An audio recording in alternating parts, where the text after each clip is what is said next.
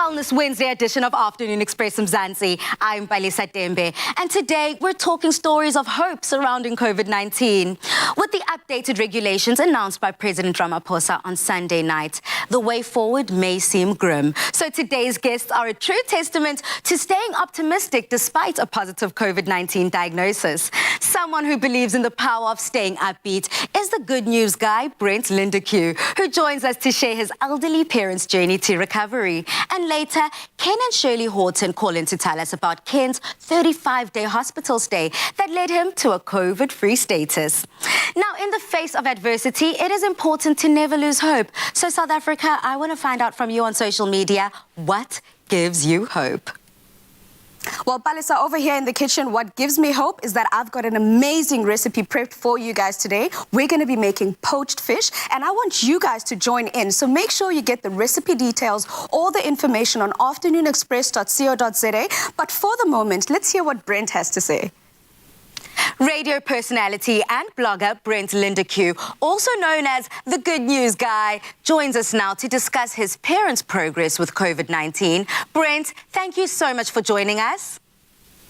It's great to be on the show. I love the work that you guys are doing, bringing news like this to South Africa. And it's really cool to hang out with you in studio while I'm social distancing at home. That's pretty cool. It's pretty ideal because, you know, we have the best of both worlds here. We are still listening to the president, but we're also keeping connected, which is what we're all about on Afternoon Express. But also, Brent, thank you for being so vulnerable and sharing your perspective from a son, having your parents come out on the other end recovered from COVID-19. So firstly, we are so happy that your parents are making such a remarkable recovery. What does this sense of relief mean to you and to your family? Sure. Well, first off, my mom's asked me to say this because the Facebook post that I put up, I said my 60-year-old parents, and she just wants everybody to know that she's still 59. So we can't call her 60. She didn't want that. But in reality, when we got the news, I was absolutely shattered. Doctors, scientists, the clever people of the world say that you are most at risk if you are over 55. And that's our greatest fear, right? Is that we want to keep our families safe. We want to make sure our parents are safe. We want to keep our grandparents safe. I haven't seen my mom or dad in over 120 days. And the first thought that went through my head when I got the phone call that they tested positive for COVID is I might never see them again. Like that's the fear that we have. To know that they got through COVID-19, they had mild symptoms. My mom sort of explains it like a cold. It was just a cold that they had. And to know that they've made it through and that they are on the recovery side has changed my perspective to this virus and this pandemic that we're going through. And it's just made me so incredibly thankful. It's like there's a bit of light at the end of the tunnel. Some people are going to survive this, and I'm lucky enough that both my parents did. And that just makes my heart warm. Now, when the lockdowns did start, however, you and your parents put strict social distancing measures in place. Now, tell us a little bit about the preparation into lockdown. Yeah, so I actually went into self-isolation about 2 weeks before the rest of South Africa. And the reason for that is because one of my very, very good friends, one of my best friends, her name is Fawn Rogers. She was born with cystic fibrosis, and she had a double lung transplant 7 years ago. So for her, I mean, looking at my parents who are over 55, yes, they are at risk. But for Fawny, she is completely at risk. And as a group of friends, we all decided to do the responsible thing and to make sure that we were socially distanced and that we weren't interacting with the outside world to keep our friends safe, really. And that's become, it's difficult. We've all, I think, in South Africa gone on this emotional roller coaster. Self-isolation is a bizarre thing. You're staying away from your normalcy. It's the loss of normalcy. It's not being able to see friends, family, not being able to engage, interact, go to restaurants, do all the things that you used to do. So I, going into lockdown, thought that I was quite well prepared, but quickly realized that mentally, it's a big task to take on. And it's made me realize that what we are going through globally is a massive trauma. Everybody is trying to deal with it in their own way. They're trying to keep their mental wellness here, but it is traumatic. The loss of normalcy, the fear of the unknown, not understanding the virus or the pandemic or what it could do to our bodies should we get it. It's all very, very overwhelming. Yeah. And I think what I've learned during this time as well is just to be extra kind, to be kinder than necessary, whether it's on social media or writing an email or whatever you're doing, to be kinder than necessary, because we really don't know what traumas people are facing right now in their own battle against lockdown, COVID-19 and the pandemic. This is kind of weird, but I love to think of it as the virus that brought us all together. It's now made us not only think about ourselves and try think of what the other person is going through. Now, what was your exact thoughts and feelings when you got that call, hearing that your parents have contracted COVID-19? So, my dad is my stepdad, but he is my dad. I don't see him any differently. And the reason why I bring that to the forefront is because my birth father, he passed away from malaria 10 years ago. And it was really traumatic for our family. We got the diagnosis that he had malaria on the Monday. And then on the Tuesday afternoon, while I was at work, it was the afternoon, my phone rang. And I knew what the phone call was. And I picked up the phone and I heard that my father had passed away. And when I'm getting emotional, when I got the phone call a couple of weeks ago, I felt the same feelings. It was that worry that you're going to lose your parents. And, you know, it's hard to face that. But luckily, they survived and they've recovered. And I'm just thankful for that. It truly is emotional. You know, I can feel the emotion coming, even though we are through a screen here. As ubuntu, as people, you know, our heart just bleeds thinking of what you've had to go through and overcome, having to celebrate your biological father's life, and then also praying that the same doesn't happen to your stepfather and your mother. So I'm so grateful that this is not your reality and you are still with them today. So after learning this, how did you choose as a son not to spread negativity and keep your parents' spirits up? You know, that it was so important. So I think that they needed it. And everybody needs some sort of positivity. It helps with your healing. And I don't know if me being positive or phoning them 11 times a day to just chat to them and have conversations and spend time with them, I don't know if that helped them through it. But I definitely think that if we approach this pandemic and the virus with a little bit of hope, it might just help everybody a little bit to get a little bit through it, maybe, hopefully. Thank you so much, Brent, for sharing your story with Afternoon Express and our family here. So, Brent, you know, finally, a lot of families are going through this right now. What words do you have for them of encouragement or any message that you want to send out there? I think the biggest thing is that we just need to be kinder with each other and ourselves. And it is going to be tough. Not everybody is going to get mild symptoms. There are people that are going to get severe symptoms. We are going to lose loved ones. It's happening. The death toll's real. But I also want people to know that the recovery rate is also real. And if you're ever feeling overwhelmed, I know we all go into that website every day and check the numbers. We're all doing. If you're doing that, make sure you are cognizant of the recovery number as well, because as much as our cases are going up, the recoveries are also going up. And I think that's vitally important for our mental wellness. Let's keep everything into perspective here and keep that balance alive. Thank you so much, Brent, for sharing your story with us on Afternoon Express. And please, may you send our love to the parents there, umama no tata, and say that we are grateful that they've made it out victorious.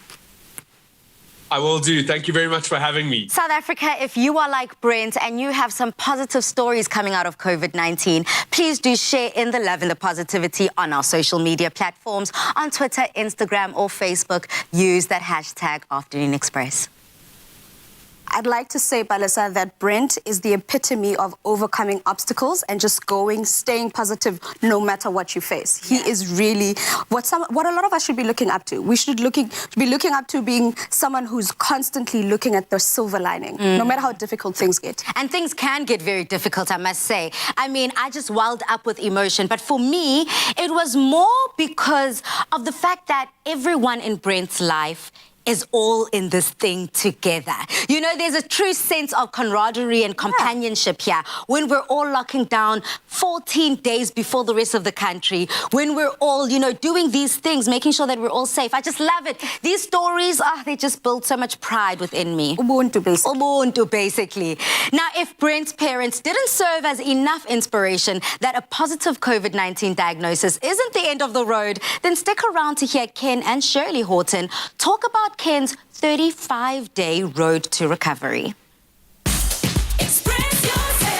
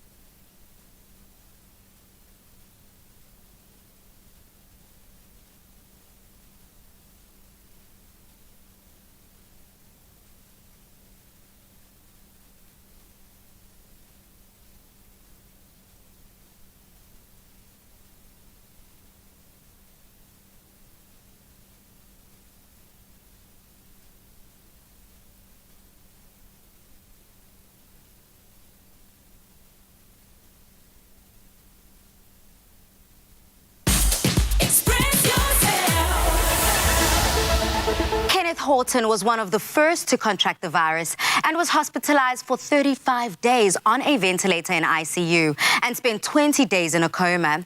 Kenneth and his wife Shirley join us today to share their experience. Welcome to The Loft, Kenneth and Shirley. Thank you very much. Thank you so much for sharing your journey, and I'm enjoying the fact that on the show today, we are highlighting positive stories coming out of COVID-19. Now, Kenneth, from what we know so far, you were already in hospital when you found out that you had COVID-19. How did that process go for you? Yeah, well, I was feeling very weak before I went to the hospital. I went to the ER. They sent me home. They thought I had diarrhea, which was not correct. But then I went, that was on the 2nd of April. On the 5th of April, or the Sunday, I went back again. And then they admitted me straight into hospital because they did a scan and they found that I had 3 lumps in my bladder. And that's what I had the operation on the Monday. And then from there, unfortunately, I can't tell you much. You'll have to ask my wife because then I was put into a coma and everything. Now, Shirley, I'm sure this must have been a trying time for your family, and it must have been extremely hard. And I'm sure that you've received lots of support from family and your friends, but how did the doctors and the nurses support you? Belisa, it was obviously a very, very trying time for us because of the lockdown, we couldn't obviously see or go to the hospital. So after, he was admitted and after the operation, when he came around, he was still very tired, which is why he went to the hospital in the first place. But unfortunately, his lungs just didn't cooperate and it just got worse and worse. And then he was obviously put into a coma. But the doctors, the physicians, the nurses, all the staff, they were absolutely fantastic.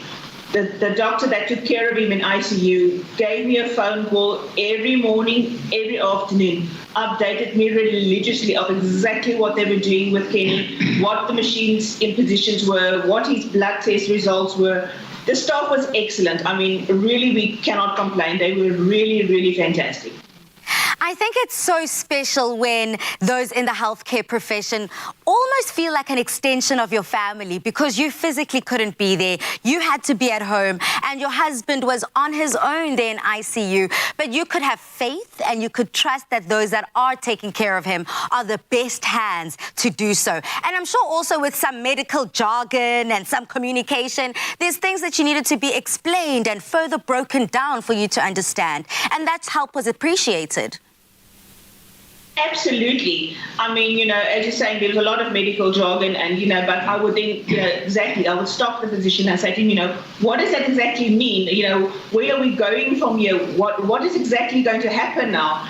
And it was absolutely fantastic. I mean, he spoke to me every morning, explained to me when they were going to turn Kenny onto his stomach to obviously assist the lungs in breathing, when they were adjusting machines. It was absolutely fantastic. I also even had my GP calling me, on a daily basis and checking with us to say, what was going on with Kenny. And obviously he gave me his input as well. So the physicians, the doctors, the nurses, they were all fantastic. I even had one of the sisters from the ICU call me one morning and say to me, look, I know you can't come and see your husband, but are you available? Or are you up to seeing a video call of him? They would obviously, him being in the coma, just do a video call with him.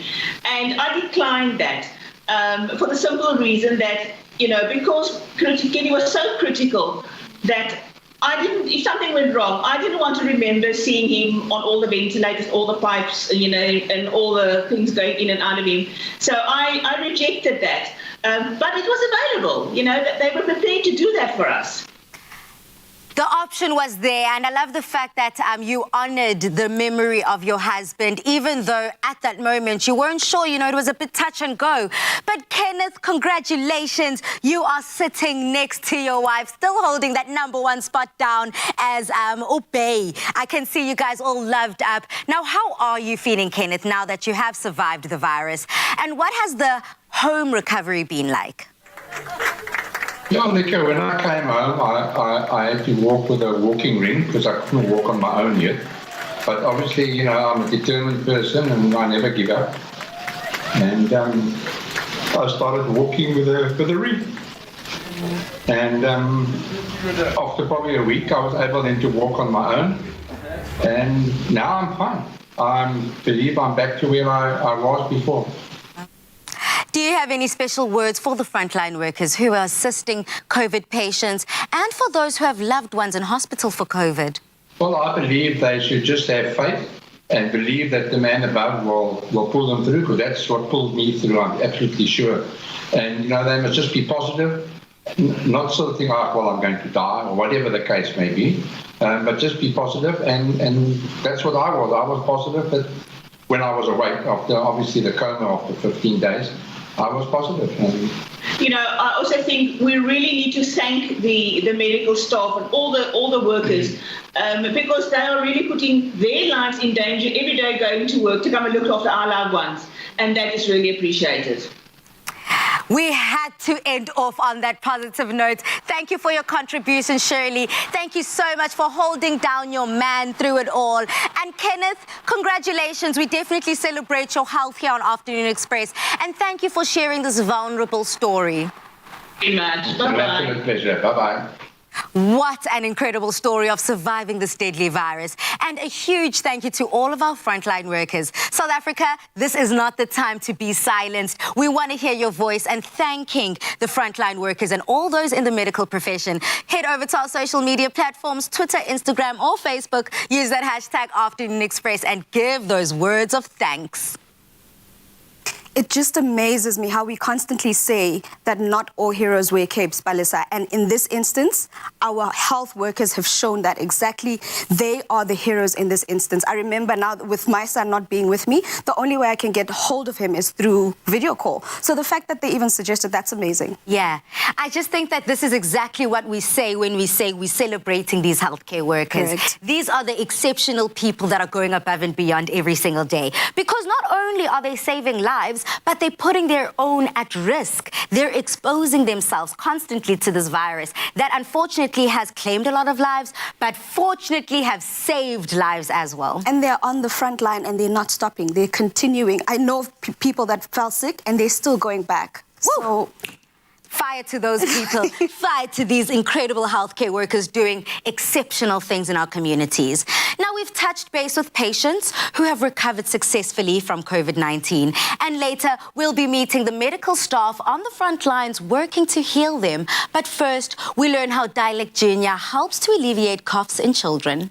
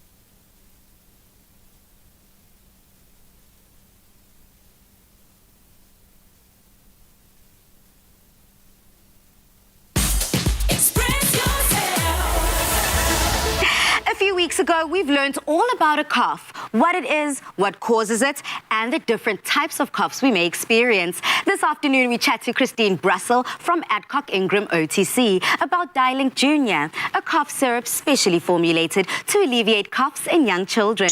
Welcome to the Loft, Christine. Hi, nice to see you again, Palesa. It's so lovely to touch base as always. Now, Dialink Junior is formulated for kids with a cough. What kind of cough does Dialink Junior help with? Dialink Junior, Palesa, is indicated to alleviate a wet cough. So specifically for wet coughs, how do we know when we have a wet cough? Yeah, that's quite important to differentiate between a dry or a wet cough, or a cough that is just due to a tight, sore chest. In this instance, a wet cough, it's something that is caused by mucus or phlegm, which sits in the bronchial passages. And generally, it's identified that when the child coughs, you will hear that rattly, phlegmy cough as they, are trying to expel that mucus. So how exactly does one alleviate or soothe a wet cough? Okay, the active ingredient in Dialink Junior is something called guaifenesin, and that is known as an expectorant. Initially, we can say really that an expectorant's job is to help loosen that phlegm, which is blocking these bronchial passages. So it loosens the phlegm, and when coughing happens, it makes it easier for the child to cough out or expel that phlegm. So, of course, once that phlegm is out and it's not irritating the bronchial passages, it does offer the soothing relief that we're looking for. I actually felt that soothing effect just by a placebo effect through you talking about it. So what is unique about Dialink Junior? Well, that's also quite fun that you asked that question, because what is unique, apart from it being alcohol and tartrazine free, is that it has a mentholated honey flavor, which really for children especially is important because, it's quite hard to get them to swallow some medications that don't taste great, but this is really a very pleasant flavor. And of course, as I mentioned, it being tartrazine and alcohol free, those are important facts for moms as well. So then is this for all ages of kids, and how long should one take it for? The product is indicated for use for children from the age of 2 years old. Regarding how you take it and how long you take it for, you should follow the prescribed instructions from your healthcare professional, or you can go to the package insert, dosage instructions, and that is included in the box of the medication. As simple as that. Thank you so much, Christine, for allowing us this quick chat with you and giving us all the tea on Dialink Junior. Goodbye. Bye-bye. Always a pleasure. Bye. Brought to you by Dialink Junior, a cough syrup specially formulated for alleviating coughs in young children. Dialink Junior is tartrazine and alcohol-free and recommended for children 2 years and older. Dialink Junior clears a wet cough and thins and loosens chest mucus. Suitable for children from the age of 2 years. Today, we meet two medical doctors who share their first-hand experience of what it's like working through a global pandemic. Dr. Zime, Dr. Karinya, welcome to Afternoon Express. Hi, good afternoon. Dr. Zime, you are no stranger to our screens. You work in a community healthcare clinic, which is based in one of the more rural areas and communities in Cape Town. Please, may you take us through a typical day of what it's like working on the front line since this pandemic? Each day is extremely different and very unpredictable, to be honest. I wake up quite early. I try and prepare for the day ahead because most of the patients we see will be lined up at the clinic from 5 o'clock so they can get help at least at 7 o'clock. And, the days of wearing your normal everyday working clothes are long gone. You have to put on a pair of scrubs. And then as soon as you get there, then only are you able to don or put on the personal protective equipment that will be provided for you at the clinic. From then on, the hours are functioning at high momentum where you need to try and see every patient as quickly and as effectively as possible. And the difficult thing here is you need to bear in mind that a lot of the patients we're seeing are severely ill and they need urgent medical attention and urgent referral. Zime, you kind of brushed through some of the complications that you experience on a daily basis there at the clinic. Can you share those with us in brief detail? So a lot of the times you get patients who have certain comorbidities that are not well controlled. And when they're coming to the clinic, it's a little bit too late to be able to help them. And at this point, you know you need to send them to a hospital where they'll get urgent attention and urgent sort of intervention. Dr. Karinya, you've mentioned that you've seen so much change since this pandemic started, from layers of PPE that's worn as this virus progressed to the way in which you treat your patients. You have said that you can't even remember the last time that you've treated a normal patient. Please may you share some of these changes with us?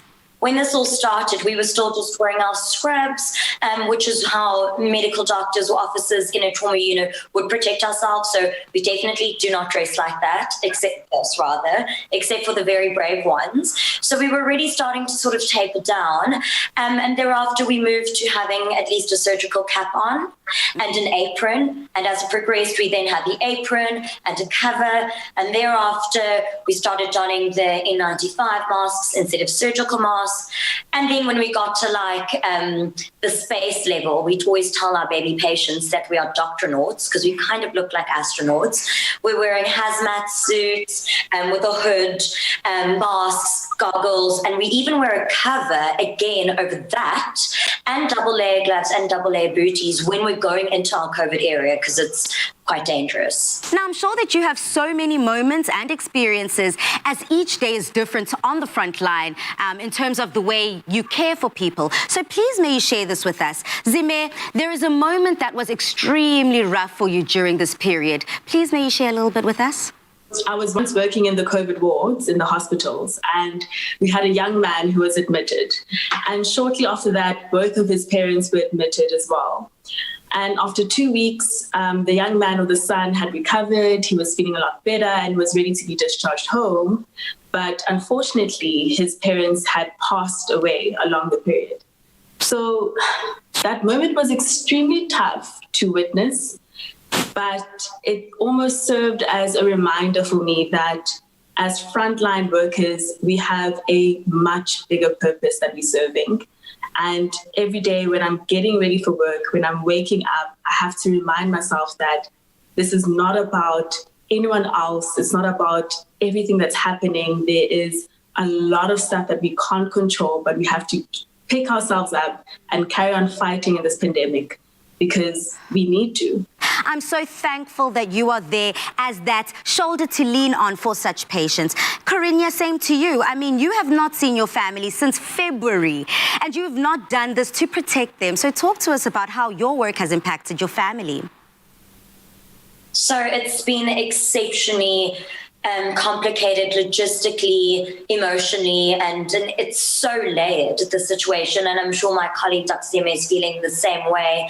So, for example, a lot of my colleagues who live at home still with their parents who might be elderly or have chronic conditions, just as myself, have actually moved out of their homes temporarily to create a safe environment. I am unlucky, or lucky in the sense that I live in a separate province. My family's back in Durban. But this poses huge difficulties as we weren't able to travel home in any way, even if we wanted to go home. And now I'm sitting with a question of, when I do get to go home, how and where do I go? How do I love and interact with them in the way that we're so used to, especially with nieces and nephews, where you just want to, it's like you want to hug them. I actually had a patient run towards me in my hazmat suit once, and he just hugged me, and I was like, oh. But then I just hugged him back because I was like, what do you do? Now, how do you ladies deal with the stresses of work? I mean, Dr. Zime, we've seen here with your colleague that it is tough. I think exactly as she's highlighted, we all feel the exact same way. But it is important to find ways to be able to cope with the stresses that you deal with. For me, I think exercising has really helped a lot. I try and maintain a healthy and balanced lifestyle because it's a way for me to be able to deal with all the stresses that you get in the medical field. So I'll go for a run, I'll go for a walk or a hike, and doing that just allows me to get some clarity of thought so that I'm able to tackle every day as it comes. Yeah. And for you, Dr. Karinya? I love the exercise, being outdoor, being with my pet bunny.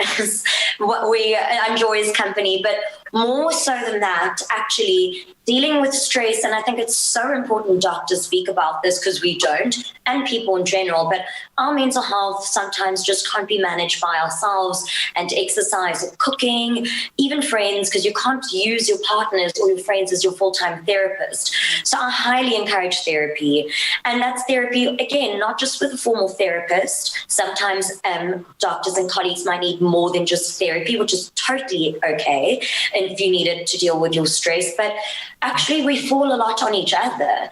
After a case, if we have time to debrief, that's actually where we manage the stress. And by eating cake. So I like to bake, I take it to work and we eat cake and we feel relaxed immediately.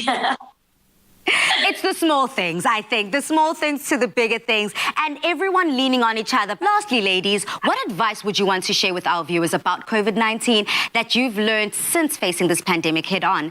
Dr. Zime? For me, I think to highlight that even though the regulations and restrictions are slowly opening up and the country is going back to what we're deeming normal, I think it's very important to consider how serious COVID-19 is and how serious the implications of this pandemic is. So even though everything is opening up, we need to try as much as possible to keep to the precautions and regulations that we can to try and protect not only ourselves, but our loved ones. And by doing so, I think what's important is to always empower yourself with the correct medical knowledge, equip yourself with all the knowledge you need to know about your own health conditions, those around you, what you need to do, and keep to that because it's going to save not only the lives around you, but your own lives as well. Yes, Queen. And for you, Dr. Karinya, as we say goodbye, you know, it seems as if there's starting to become a spike in South Africa. How now do people navigate? What advice do you have? So again, as Dr. Zeme said, I want to just point on the fact that lockdown levels are reducing to open up the economy. It doesn't mean that the rest of our risk is reduced. So as she says, if we continue doing as we've already heard, the hand washing, the social distancing, the mask wearing, keeping to those laws and regulations, that is all you really need to do. There is an information overload. Speak to a good health professional, speak to your doctor, but don't pay attention to too much. Because even though there's a lot of doom and gloom and uncertainty, and we're seeing severe cases, there are lots of positive cases coming out. And those are the ones who are actually sticking to isolation and sticking to our rules and regulation, and remembering lockdown levels reducing isn't meaning we're back to a complete normal. It's just an opening of the economy. Okay. Thank you so much, doctors, for that reminder. It is essential now more than ever to ensure that we are abiding by the regulations set by the government. It's all for our own safety. Doctors, thank you for reminding us as well that the mental health of all those on the front line are as important as civilians. We appreciate the work that you're doing, and all the best to you and your patients. Bye. Thank you. Bye. Thank you.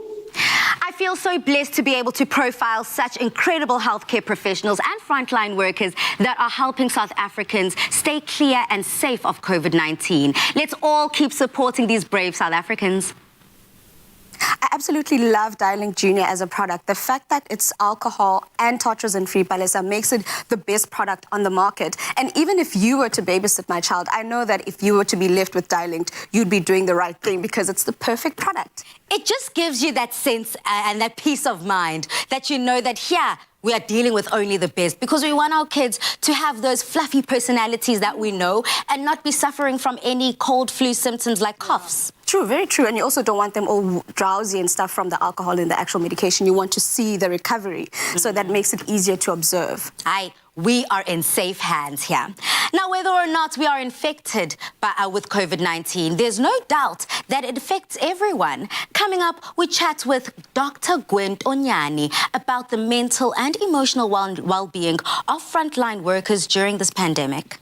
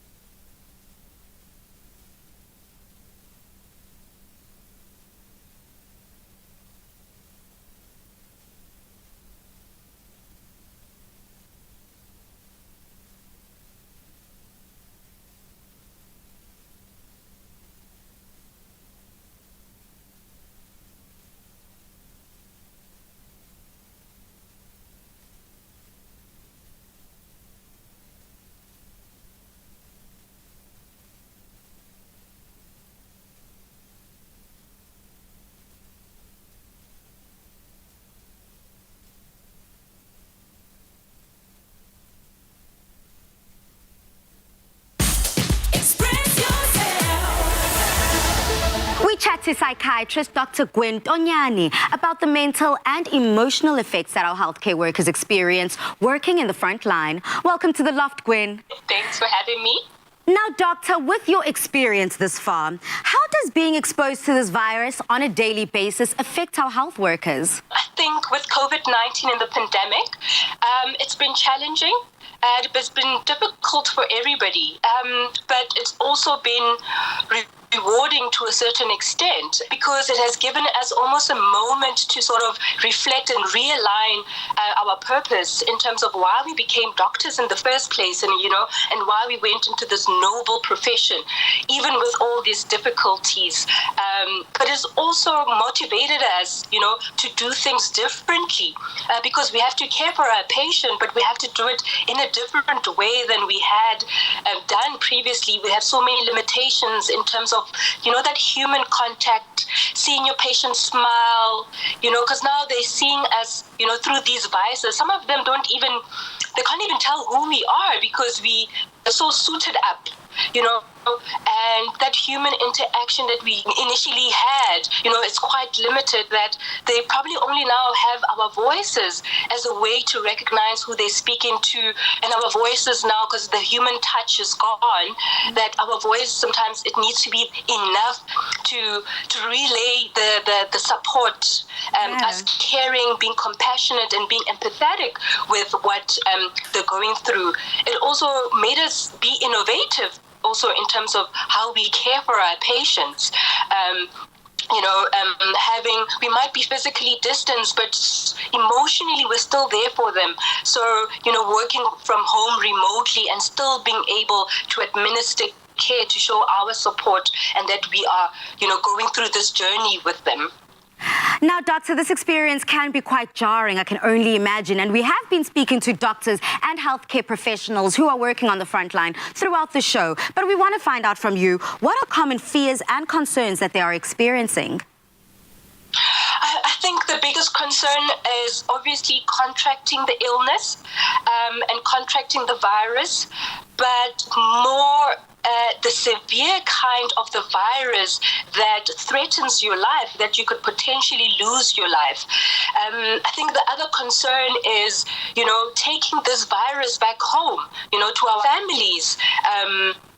And the other, concerns, perhaps they've always been there, but they're now more highlighted, especially, I think, in the public sector. Will our healthcare system cope? I mean, if we lose one member of the team, the entire team suffers. Those are some of the things that are almost heightening our anxiety as healthcare workers. Now, Gwen, we're going to touch on anxiety a little bit later. I just want to find out on a very practical level, how can the public support healthcare workers? Oh, that is a very good question. All that I think we want the public to do is to please adhere to the physical distancing as much as possible. Stay at home if you can. Wear your mask when you're in public. If we can almost try lessen the amount of patients that are contracting the illness, we almost don't burden the health system and make the healthcare workers as anxious. And if you do have a family member that the healthcare worker, send a text, whether it's a motivational text, whether it's a religious text, to almost, fuel that fire and that motivation to still get up and go and do what we do every day, because it is difficult. Sometimes, we sit and we wonder, is it worth it?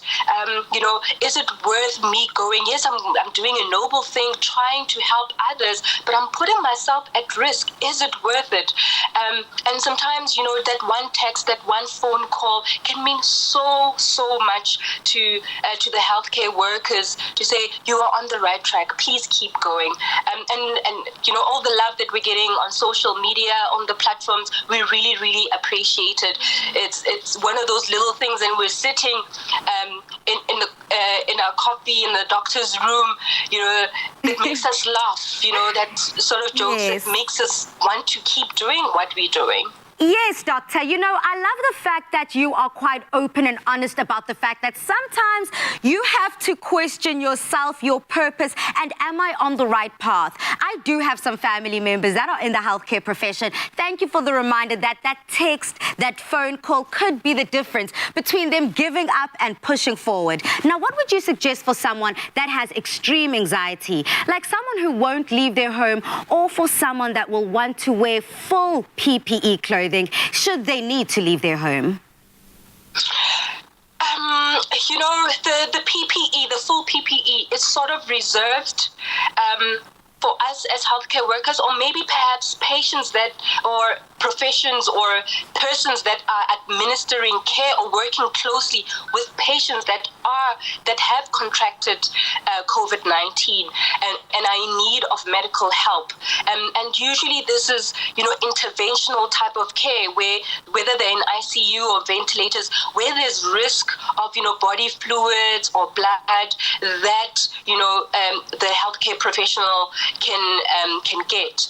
But sufficient, I mean, the surgical mask or a face cloth mask currently is sufficient. You know, washing your hands regularly for over 20 seconds is sufficient. Keeping your physical distance, staying at home as much as possible, and limiting social interaction, and going out only when you need, you know, essentials, whether it's food. If you can work from home, doing that as much as possible, that should be sufficient. As a psychiatrist, let's delve deeper into the advice and the feelings that we see here emerging. What advice can you give to our viewers to minimize their anxiety and fears around COVID?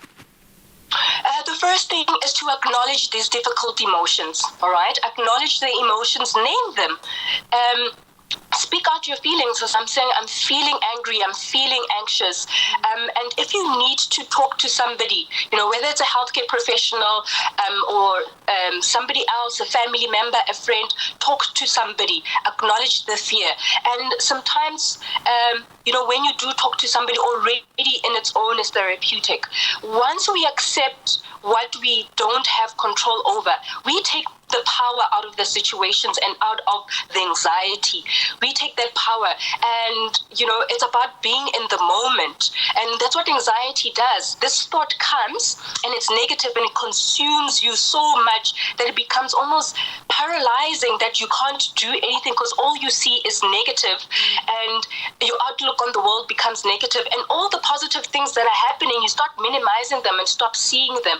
So, you know, sometimes reaching out and talking to somebody, they can bring you to the here and now, you know, and by bringing you here to the here and now, they center you to think about what are the positives that are going in your life, counting your blessings. I am healthy, I'm safe, I have X and Y and Z going for me.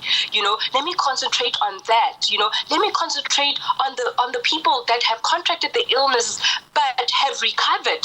You know, yes, there's all this negative things happen, but there's also positive stories coming out of the pandemic. And, you know, sometimes when it's so overwhelming that it consumes you, that you know, even you start having physical symptoms, your heart starts beating much faster, you know, you start having physical symptoms, gastrointestinal symptoms, you know, this choking feeling, that is when you should seek medical help. Don't sit with these difficult feelings, because soon that anxiety can become a physical illness, and that physical illness can actually decrease your immunity, and you end up contracting COVID-19, or you end up with other medical illnesses. So when it becomes overwhelming, please reach out, talk to somebody and ask for help. Don't go through this alone. It's very interesting, the fact that you can now have physical manifestations of emotional feelings of anxiety, feelings of worry, feelings of stress. So to minimize that and to make sure that these feelings do not manifest into physical symptoms of sickness and ailments, let us seek the help and speak to professionals like you. Thank you, doctor. Pleasure. We appreciate all your help. Goodbye. Now, everybody in South Africa, don't be afraid to seek the help and ask for advice if you feel like you can't cope with the fears and anxiety. And in the words of Dr. Tonyani, it's okay to be a human hero.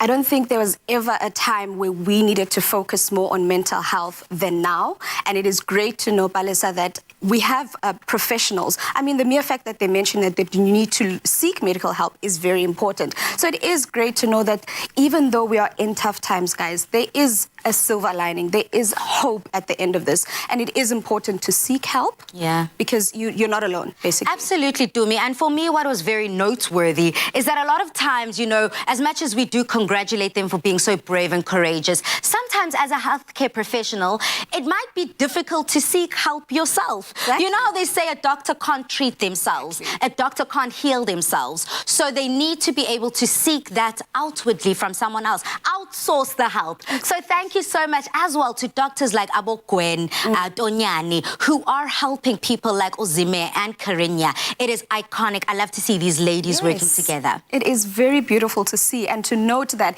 Imagine as a patient how I feel when I'm alone. Now looking at that and seeing that even doctors go out and help, it'll encourage me if I was feeling some kind of way to actually go out and seek the help myself. Because we all need help. And speaking about help, homegirl, I need some help in the kitchen. I'm running out of recipes. So coming up, we can grill it, we can fry it, but have we ever poached it? Coming up, Chef Dumi is going to show you our scrumptious poached fish with creamy spinach recipe.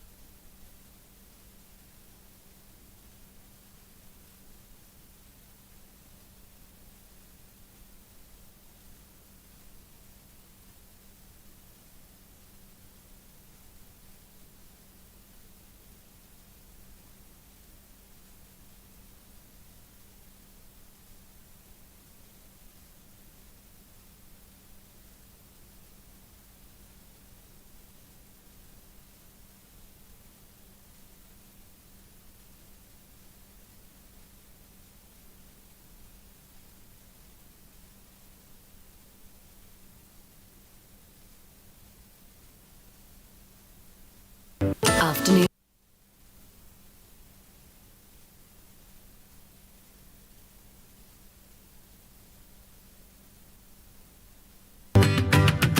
Afternoon Express.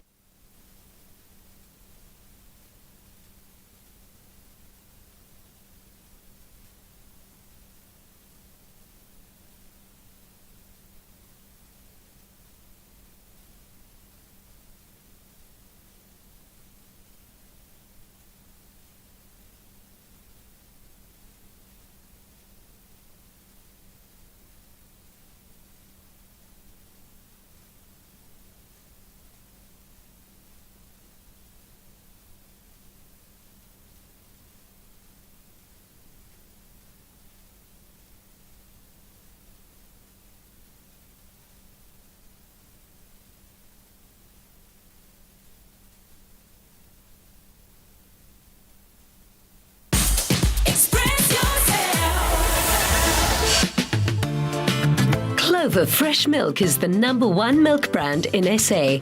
Made with love by Clover. once in a blue moon, it's always a good idea to have a dinner of the seafood kind, something a little fishy. And with so many fish in the deep blue sea, our poached fish with creamy spinach recipe is one that you can enjoy with any sustainable fish. You might be thinking John Dory because it reminds you of the friendly and very forgetful character from Finding Dory, a character as blue as the Clover fresh milk bottles, the same trusted milk with a refreshed look. But where were we, Dumi? Got you, the recipe. Spill the tea, this sounds delicious. How are you, my doll? I'm fantastic. It's a beautiful Wednesday, and today we've been speaking to our healthcare providers, and we want to stay on that wavelength. We want to keep it healthy because they do need to keep their minds alert. Our family need to stay healthy. So this is not only a great clover recipe, but it's also healthy for us. I like that. So we're going to start with our fish. The normal way to cook fish would be to fry and whatever, but a lot of people don't know that poaching fish is actually a very good and a healthier alternative because you actually don't need to use a lot of oil. You're literally just poaching it. You can use water, but today we're using our trusted clover milk. Beautiful. And the best thing about it is you do know that it undergoes 55 quality tests. We say this all the time, but I just can't get over it. No, I actually love the fact that we are reiterating this point here because, first of all, our Afternoon Express family keeps growing. So we might have some new viewers here in South Africa that just would love to try this recipe at home, but they are unfamiliar with the benefits that you have that come part and parcel with all things Clover fresh milk. Now the bottle is blue, right? But ain't nothing changed. Oh, nothing at all. It's like basically when cars get upgraded, this is basically what they've done. They just made it look much nicer. It's still the same quality, still same greatness. But anyway, let's get on with the recipe. So I've got some fennel seeds that are toasting in here. The reason for that is I want to flavor the milk that we're going to be poaching our fish in. And today we're using a sustainably sourced fish which is angel fish. So the reason for that is we not only do we want to look after ourselves, we want to also look after the environment. So I'm going to let our fennel seeds soak in there for a bit, and I'm turning up the heat because I want it to come to a boil, and then once it reaches a boil I'm going to turn it down and then let it poach. But as usual, we also have to ensure that we season our ingredients, our dishes whenever we cook. So while that happens there, the milk I can see is starting to bubble away, so I'm going to go in with my angel fish. Whenever you're poaching, the whole idea is not to have it bubbling and boiling all over the place. You just want the bubbles to just pop at the seam, like at the surface, right? Okay. So you don't want it to overflow. So I'm going to turn it down now. So, Dumi, you spoke about sustainability here and looking after the environment, even in the way that we eat. Correct. We always stress this point because right now our viewers on Afternoon Express are becoming more environmentally conscious and environmentally friendly. Correct. So when you speak about the sustainable angel fish, what exactly are you referring to? We're referring to fish that is farmed or fished in such a way that we're not just thinking about tomorrow, we're thinking about the ongoing ways that we treat in the environment. We want our children, generations to come, to still have access to it. This is why a lot of things or creatures are extinct, because we were not thinking about the Voila! Okay, so I'm seeing the importance here, Dumi. Thank you. So how is the poaching going? It looks like it's exactly how you want to do it. Yes. Whilst that is just bubbling and simmering, if yours at home is not bubbling and simmering the way in which ours is, do not worry. Just head over to our Afternoon Express website, afternoonexpress.co.za, and then you can get the right method to be able to poach your whether it's eggs or fish. Correct. So while that's poaching away, luckily for us, I already have some that we poached earlier, because what we want to do is, like we're saying, sustainability. We don't want to get rid of this milk now. It's got too much goodness in it. So all we're going to do is we're going to remove our fish that we've poached deliciously in this milk, and we're going to use the very same milk to make our creamy spinach.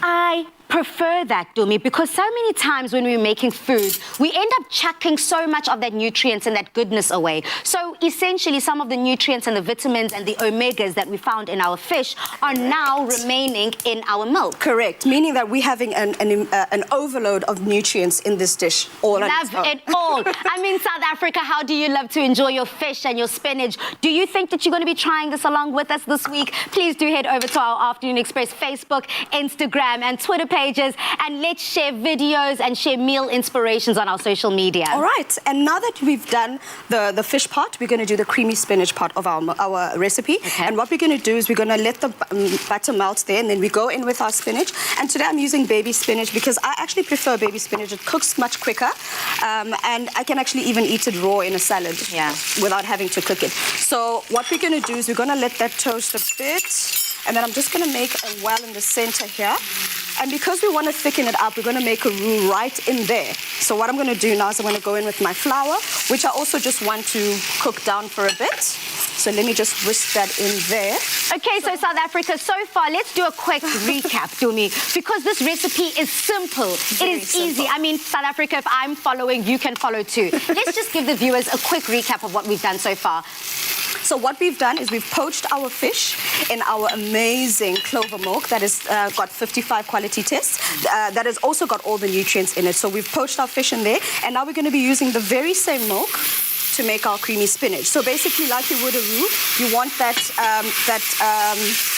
the sauce to thicken up. So I'm going to just use this milk here from earlier because it also has that fennel flavor in it. So that basically goes back into the spinach itself. So we're going to let it cook down and then thicken up. Okay. And while that does that, we're going to put the pièce de résistance on our dish. And that is going to be a caper sauce with lemon on top of our fish. So once it's cooked and our fish is ready, all we're going to do now is just put some, basically going to quickly fry them in some oil. We go in with our capers and then just a little bit of lemon juice. Dumi, before you, as you're continuing putting the special cherry on top of our dish, if you can describe the incredible aromas and scents coming out of this kitchen to South Africans, what would you say is happening? Because South Africa, if TV could have a scratch and sniff, you would definitely be wanting to smell the aromas here. One of my favorite people to listen to when she talks about food, Lucia Mtiani, would say, this is an orchestra in your mouth. An orchestra in your mouth. I miss Chef Lucia.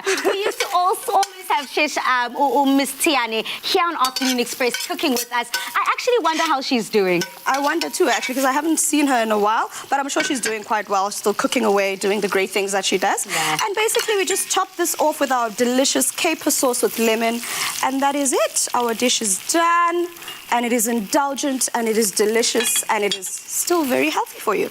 It is magnifique. Now, Dumi, we'll definitely be tasting that and having a little bit of a flavor flair as to what you've prepared for us. Now, that is certainly a way to get hooked. Do you see what we did there? Now, if you're fishing around for this easy to remember, simple recipe, head over to afternoonexpress.co.za.